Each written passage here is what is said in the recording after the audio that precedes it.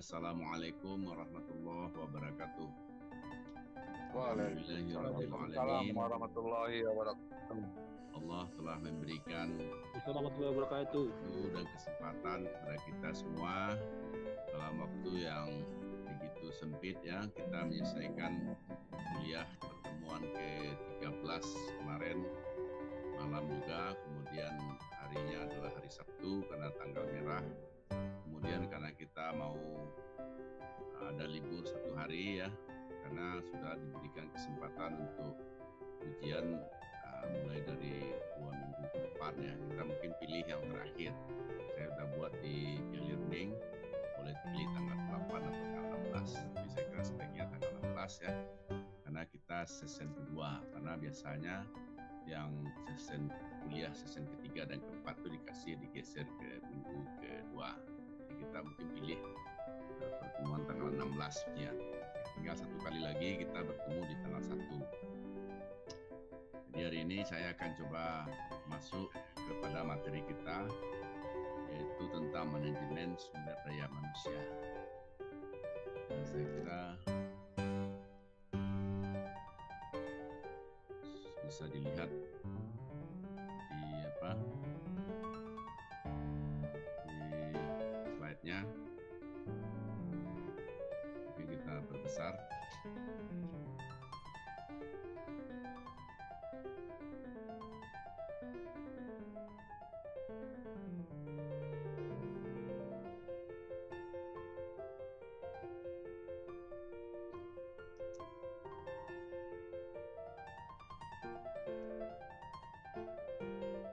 Mungkin sudah bisa lihat di situ. Materi kita adalah hari ini adalah tentang manajemen sumber daya manusia, khususnya sebenarnya adalah dalam kerangka kewirausahaan. Jadi kita bisa lihat sebenarnya tadi sudah dijelaskan oleh kita dengan materi buku yang dipakai adalah buku Henro ya. Saya kira kita pakai buku Pearson ini. Pokok bahasanya yang pertama tentu adalah what is human resources management. Jadi saya kira tadi sudah juga dijelaskan apa saja lingkup daripada sumber daya manusia ini. Manajemen sumber daya manusia, apa itu sumber daya manusia? Jadi sumber daya manusia itu salah satu ya saya kira dari kegiatan yang saya kira yang dibutuhkan di dalam wirausaha, karena manusia itu bisa berfungsi sebagai karyawan ya, kemudian berfungsi sebagai pimpinan dan tergantung kegiatannya. Kemudian bagaimana kalau dia menjadi pekerja di dalam sebuah pekerjaan. Nah, supaya kegiatan itu berjalan tentu ada kepemimpinan. Biasanya dalam organisasi itu lebih penekanannya kepada kepemimpinan. Jadi mungkin kali ini kita coba memberikan pengalaman tentang gaya kepemimpinan. Jadi biasanya gaya kepemimpinan yang membuat sebuah organisasi bisa berjalan dengan baik.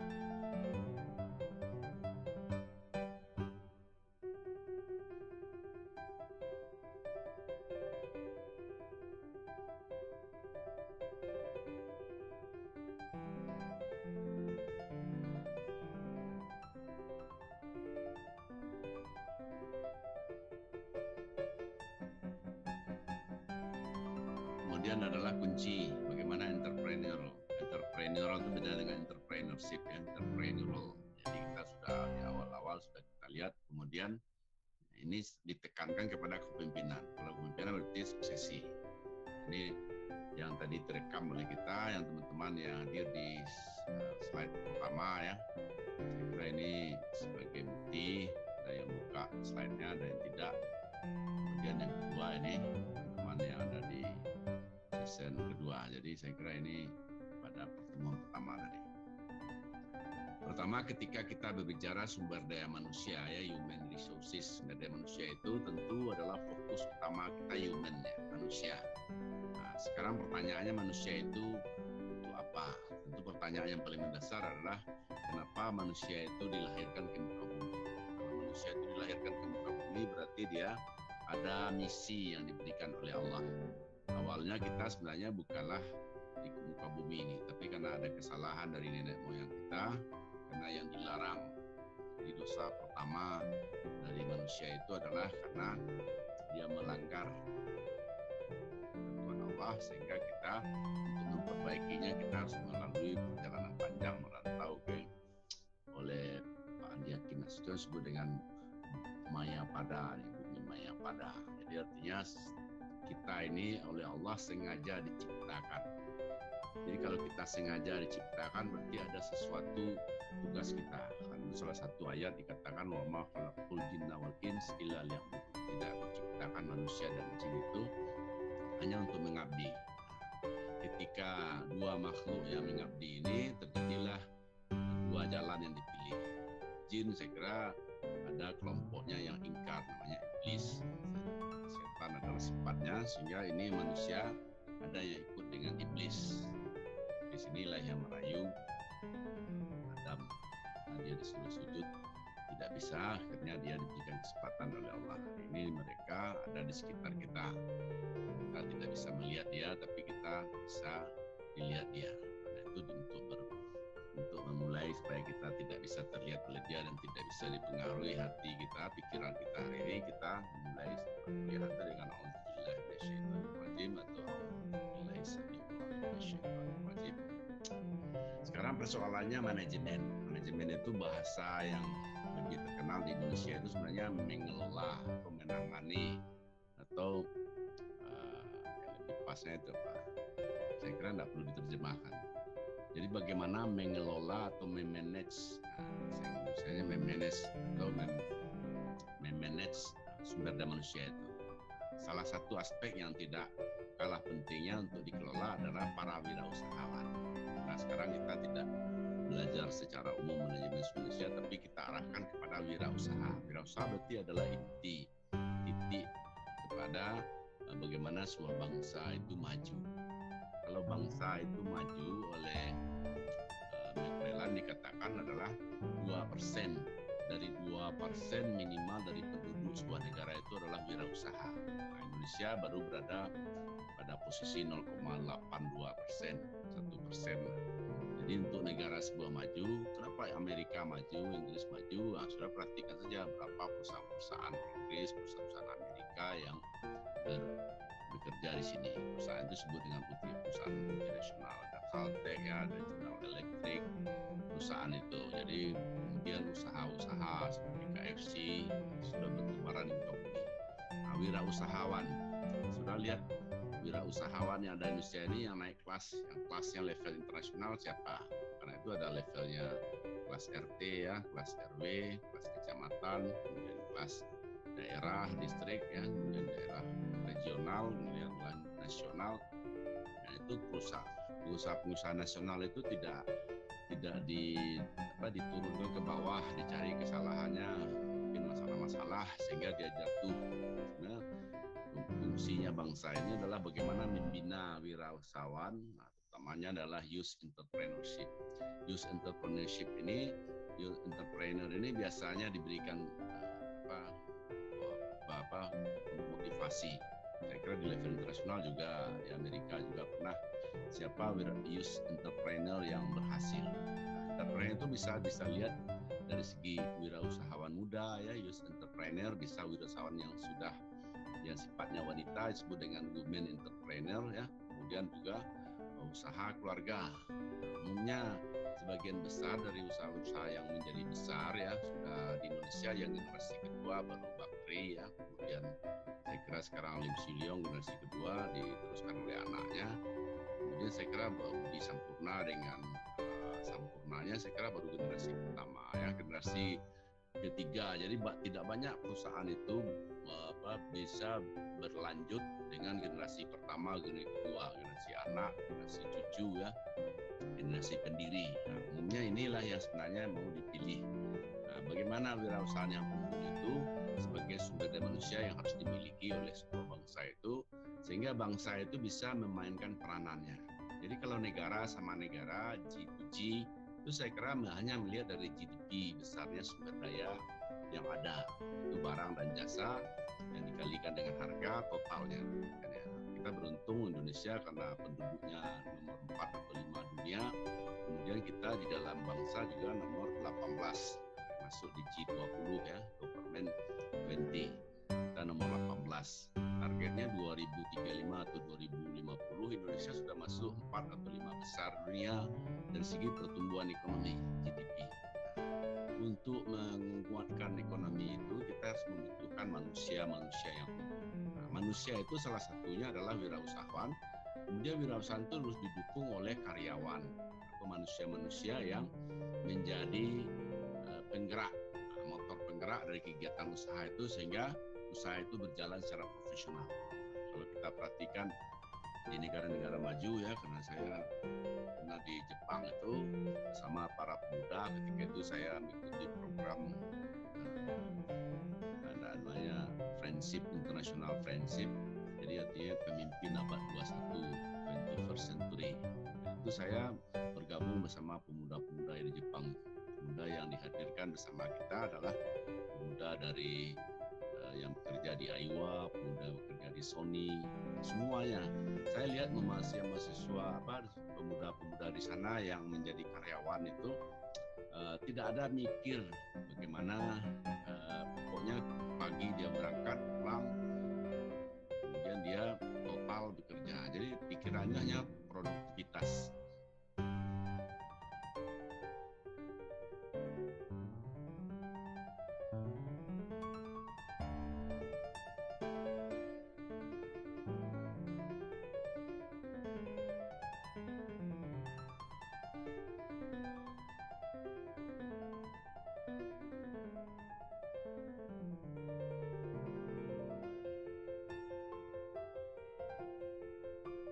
Pak.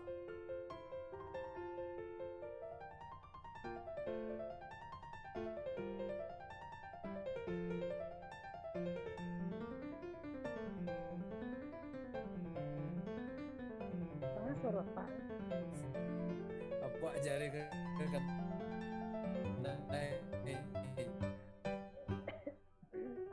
Apa di mute lo suaranya? Oh ya, oke. Suaranya lagi mute tadi.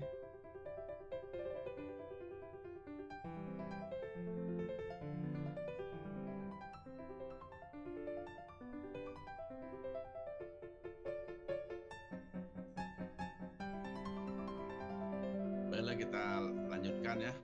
Nampaknya ada problem di dalam.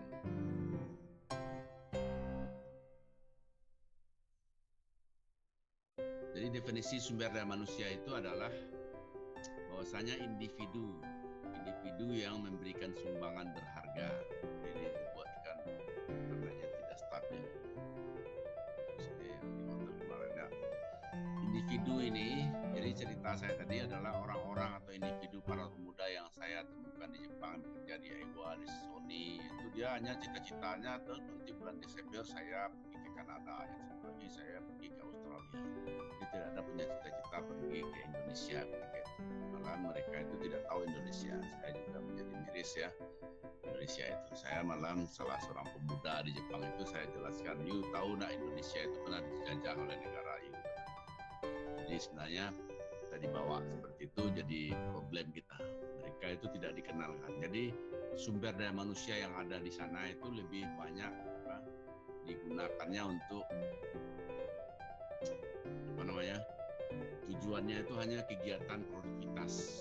Kalau dia ditempatkan di dalam sebuah usaha, bagaimana dia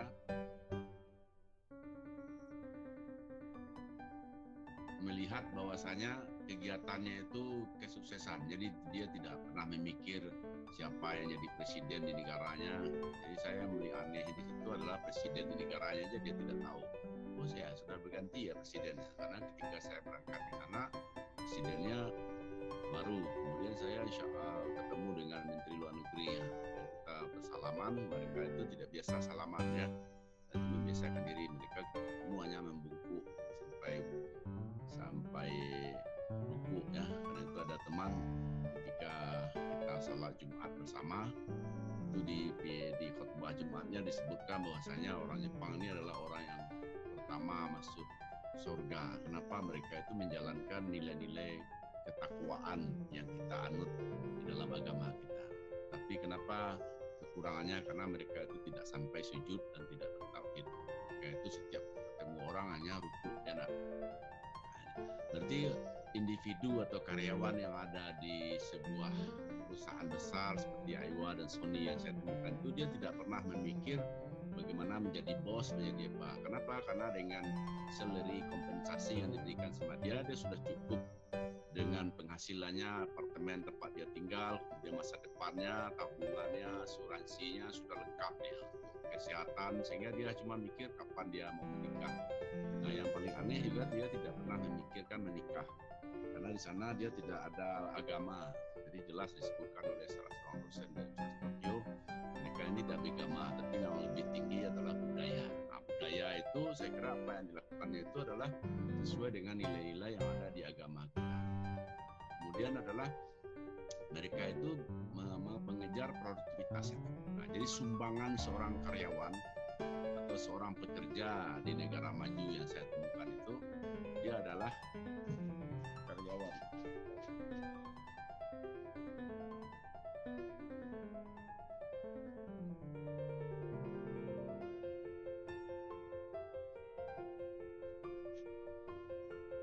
Baterainya low ya, maaf.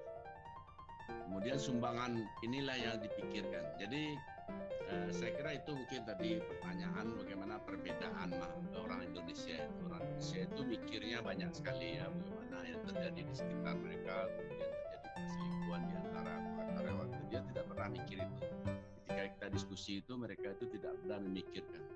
Dia ketika di tempat bekerja, dia bekerja dengan sungguh-sungguh. Setelah itu di luar dia nikmati perjalanan hidup ini. Mungkin kita tidak bisa juga mengatakan dia adalah yang lebih baik kan, karena memang kegagalannya juga banyak. Karena mereka itu kalau gagal dia hanya bunuh diri. Karena disediakan pula tempat sebuah jembatan itu tempat bunuh diri. Atau bunuh diri itu disediakan pula di situ telepon umum. Jadi siapa belum bunuh diri dia menelpon dulu apa masalahnya, kenapa dia bunuh diri, dia ada curhat. Tapi kadang-kadang yang curhat ini coba mengarahkan supaya jangan dia terjun ke sungai di bawah situ. Nah, jadi saya kira kata kuncinya sumber daya manusia di dalam kewirausahaan itu kalau posisinya sebagai individu atau apalagi karyawan yang kita sebutkan tadi, ujung dari kejahatan adalah produktivitas. Produktivitas itu adalah posisi yang dipegang oleh mereka yang paling senangnya. Sekarang kita kembali kepada sumber daya manusia itu. Karena kita membicarakan manajemen sumber daya manusia, manajemen sumber daya manusia disingkat dengan MSDM dalam bahasa Indonesia atau dalam bahasa Inggris Human Resources Management itu adalah pemanfaatan individu. Jadi individu itu fokus. Jadi yang kita bicarakan sekarang adalah individu. Kemarin kita bicara tentang organisasi, berarti keterkaitan antara individu satu dengan individu yang lain saling mempengaruhi, itu terjadi kepemimpinan. Tapi sekarang individu. Di dalam kegiatan itu ada individu yang dominan. Sehingga kalau kita lihat di situ adalah pemanfaatan para individu itu untuk mencapai tujuannya. Bagaimana caranya? Kita lihat untuk mencapai sebuah tujuan organisasi itu, individu itu melibatkan diri. Tujuan-tujuan tersebut sehingga saling terkait antara individu satu dengan individu lain.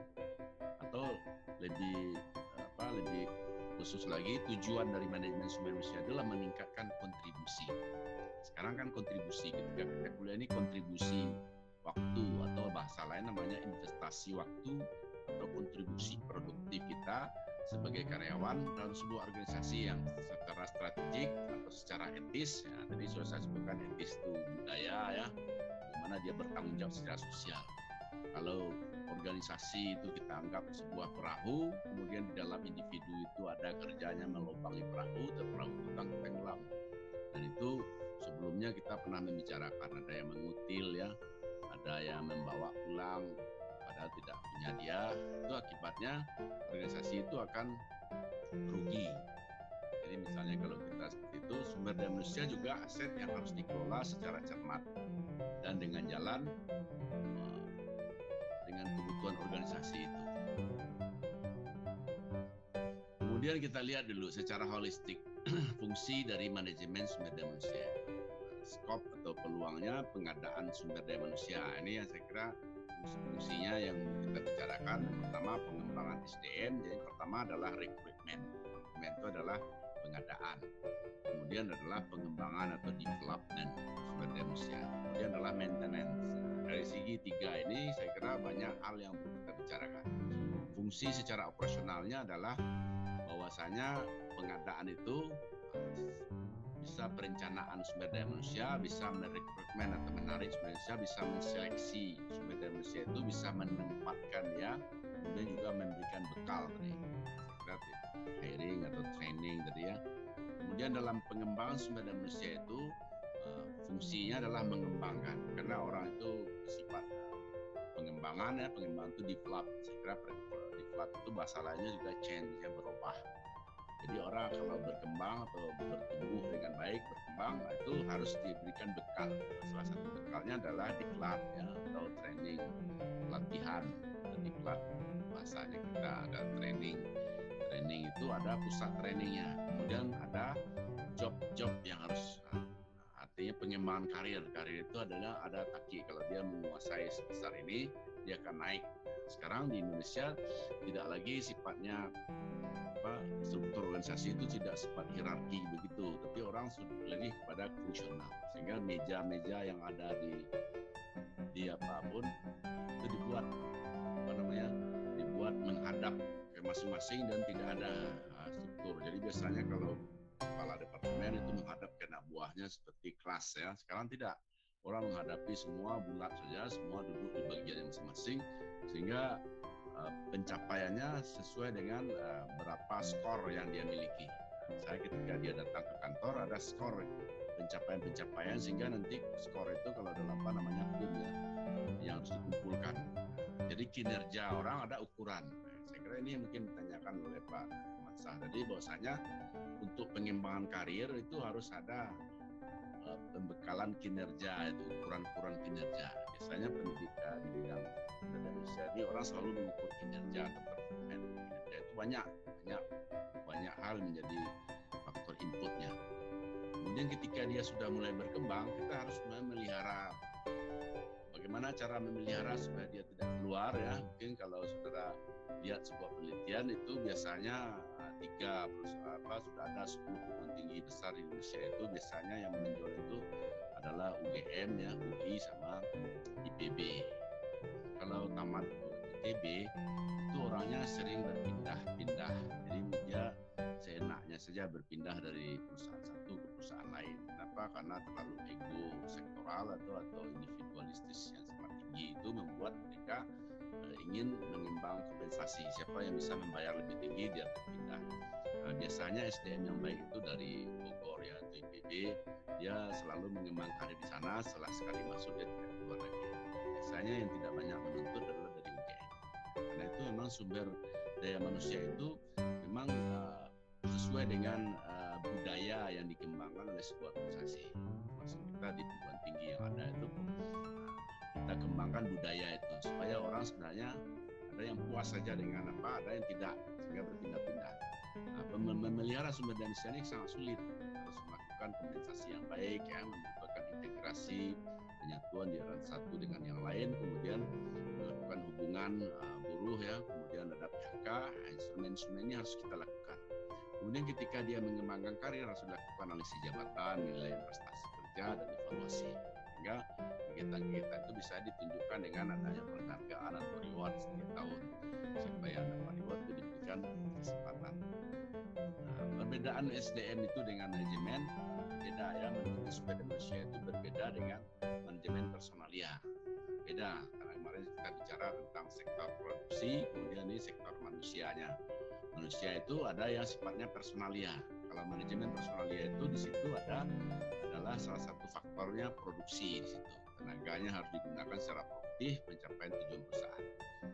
Kenapa? Karena dia memproduksi. Tapi dalam istilah manajemen sumber daya manusia itu terkandung di situ ada karyawan atau sumber daya manusia yang harus digunakan untuk sebuah perusahaan sehingga dia menjadi aset atau kekayaan milik. Ini sudah tinggal 10 menit lagi kasih tahu. Kemudian yang merupakan aset ini kita harus memeliharanya sehingga harus dipenuhi kebutuhannya dengan baik. Bagaimana cara memenuhi kebutuhannya dengan baik sehingga manusia itu bisa diarahkan. Khusus mengenai sumber jenis sumber daya manusia ini ada beberapa hal yang perlu kita bicarakan. Pertama, yang berkaitan dengan organisasi. Kalau tujuannya organisasional, berarti organisasinya harus bisa berkembang dan maju. Tapi tujuannya lebih fungsional, ya, fungsi-fungsinya berjalan dengan baik. Kemudian tujuannya bersifat masyarakatan atau tujuan bersifat dengan personal. Kemudian tujuan organisasi itu juga berkaitan. Jadi yang pertama adalah memastikan bahwa majelis sumber daya manusia itu berkontribusi. Jadi kata kunci dari tadi kita bicarakan adalah kontribusi. Sumbangan kita pada efektivitas organisasi itu berjalan. Karena itu sekarang saya lihat di TBH ya, ketika wisuda, kalau saya sudah lama tidak di wisuda, kemarin saya mengikuti sebuah wisuda di TBH itu diberikan penghargaan dari S1 sampai S2, diberikan penghargaan orang yang aktivis, orang yang banyak membantu teman-temannya, yang banyak meluangkan waktunya berkontribusi sehingga kegiatan perkuliahan berjalan dengan baik. Jadi di kelas ini Pak Irmansyah misalnya, sehingga memberikan motivasi teman-temannya. Ketika dia tidak datang, orang tidak bersemangat sekolah. Itu biasanya diberikan reward. Reward itu supaya organisasi efektif bisa berjalan dengan baik. Nah, dalam Departemen Sumber Daya Manusia itu, dia tugasnya hanya membantu para manajer untuk mencapai tujuan organisasi. Jadi manajer-manajer itu bisa dikelola di manage dengan baik sehingga setiap tujuan dari manajer itu tercapai. Dalam hal ini kalau di bank saya kira itu lebih profesional lagi karena ada manajemen personalia atau di pemerintahan juga melalui BKD ya, Badan Kepegawaian. Juga ada persyaratan-persyaratan yang harus dipenuhi, pertama persyaratan administratif, kemudian juga persyaratan pengalaman, kemudian persyaratan prestasi-prestasi sehingga orang ditempatkan itu penilaiannya tidak subjektif, jadi arahkan supaya lebih objektif sesuai dengan posisi dan kemampuan dan pengetahuannya. Dalam para manajer itu bertanggung jawab penuh pada atas bawah pada bawahannya sehingga Departemen SDM ini hanya memberikan dukungan dalam hal yang terkait dengan pengelolaan sumber daya manusia. Yang kedua namanya tujuan fungsional. Tujuan fungsional itu menjaga bagaimana kontribusi ke Departemen SDM itu dalam tingkat yang layak bagi kebutuhan organisasi. Sehingga kalau kita lihat kebutuhan organisasi, sumber daya akan terbuang percuma jika MSDM tidak berencana secara optimal sesuai dengan kebutuhan organisasi. Kemudian adalah tujuan kemasyarakatan. Kemasyarakatan itu bersifat etis ya dan bertanggung jawab sosial terhadap kebutuhan tantangan masyarakat sembari meminimalkan dampak negatif. Jadi artinya pada tuntutan tersebut. Nah, ini yang paling berat ya, tugas kemasyarakatan. Misalnya kalau orang yang ada di masyarakat di sini dirugikan oleh perusahaan itu sehingga akan terjadi demo ya. Kalau orang menjadi demo itu akan berakibat pada mandeknya kegiatan organisasi.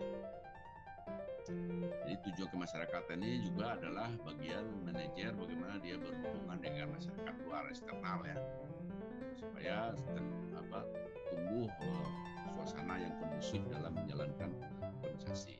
Khusus untuk individu namanya tujuan personal sehingga ada karyawan yang tujuan pribadinya sejauh mungkin ya mungkin saja dia ada problem keluarganya sakit atau problem individu ini saya kira ini perlu ditangani secara khusus.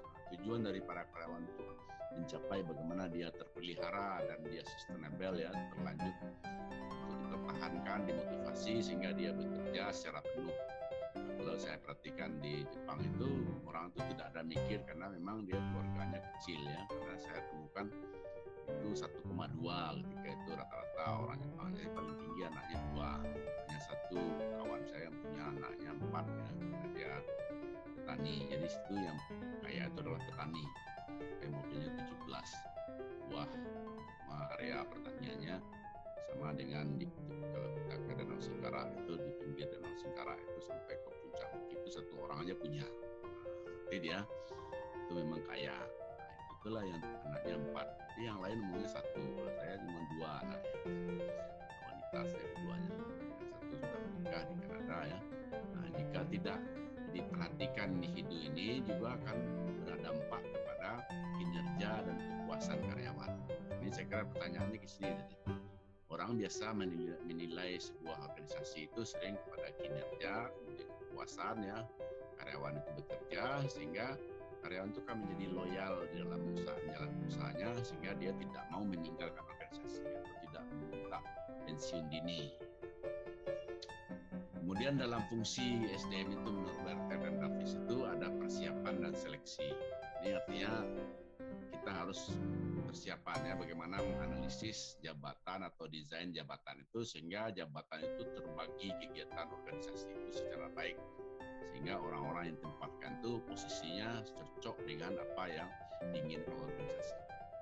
Ini termasuk juga adalah perencanaan sumber daya manusia, kemudian rekrutmen dan seleksi. Dalam pengembangan dan evaluasi kita memberikan orientasi ya, penempatan dan PHK, melakukan pelatihan dan pengembangan atau training and develop ya, kemudian adalah perencanaan karir dan penilaian kinerja. Fungsi-fungsi dari organisasi itu juga berkait dengan kompensasi dan proteksi ya.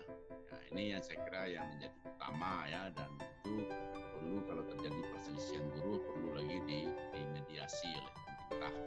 Nah, itu di sini Departemen Tenaga Kerja atau Kementerian Tenaga Kerja juga memikirkan ini, upah dan gaji. Ini yang ditanyakan kemarin, kenapa upah itu dibuat upah minimum regional? Karena upah itu cenderung si pengusaha menekan karyawan sehingga upahnya direndahkan, sehingga upah minimum itu ditekan oleh pemerintah harus upahnya sekian. Nah, kalau angkutan udara itu ditetapkan minimum juga, jadi kalau enggak upah itu tinggi saja, jadi tidak terkendali. Sehingga kalau kegiatan-kegiatan yang bersifat publik, mungkin kita tidak perlu membicarakan ya, organisasi yang sifat publik, ya pemerintah itu ikut intervensi, buat aturan atau regulasi supaya kedua belah pihak terjadi keseimbangan. Jadi tidak ada yang satu menekan yang lain. Jadi terjadilah seiring. Dulu orang untuk mengangkat usaha kecil itu dengan sistem bapak angkat dan anak angkat, itu tidak terjadi. Itu dilakukan oleh Pak Harto. Saya masih ingat ketika itu pakai baju batik, semua pengusaha nasional itu dibawa oleh Pak Harto ke Tapos, diceritakan bagaimana sapinya gemuk, Pak Harto lebih senang dengan petaninya karena dia punya peternakan, sehingga kita dialog dengan petaninya sangat senang sekali. Sehingga caranya Pak Harto memimpin itu adalah petani itu bergairah dan punya posisi di tengah negara ini. Karena orang yang paling dihormati di bangsa ini adalah para petani. Kita bisa bayangkan kalau petani itu tidak turun ke sawah, dia tidak semangat untuk pergi ke sawah, berarti kita akan impor beras terus. Hari ini seperti sekarang kita tetap impor. Dengan caranya begitu, Pak Harto sungguh-sungguh sehingga dia berhasil ya membawa bangsa ini dari negara pengimpor beras terbesar menjadi negara swasembada pangan, sehingga diberikan penghargaan. Pak Harto bisa berpidato. Jadi Pak Harto adalah masa lalu, tapi kita tetap juga mengingat apa yang telah dilakukannya. Nah, ketika kesepakatan itu dibuat, ini tidak terjadi ya. Malahan saya masih ingat tuh Siliong orang tuanya siapa itu yang ngomong 1-2% akan memberikan keuntungannya kepada pengembangan UKM. Sampai sekarang tidak ada realisasi. Yang realisasi itu hanya adalah 5% dari SHU BUMN itu diberikan untuk pengembangan UKM. Jadi saya ketika kemudian banyak dapat dari PLN, dari TNI. Jadi itu adalah bagaimana bentuk pengabdian dari sebuah usaha besar untuk usaha kecil. Sehingga dia dirubahlah sistem bapak angkat dan anak angkat, bapaknya terangkat, anak tak pernah terangkat, ya, akhirnya dibuat ini sistem partnership, mitra, hubungan antara mitra. Nah, kalau kita lihat kompensasi dan proteksi ini juga upah gaji tunjangan itu berkait dengan layanan. Nah, saya kira karena waktu tinggal beberapa menit lagi, saya kira saya tutup sampai di sini ya. Hubungan karyawan dengan audit juga begitu. Mungkin setelah ini kita mudah-mudahan internetnya bisa kita lanjut. Saya sudah dengan banyak maaf. Wassalamualaikum warahmatullahi wabarakatuh. Waalaikumsalam warahmatullahi wabarakatuh.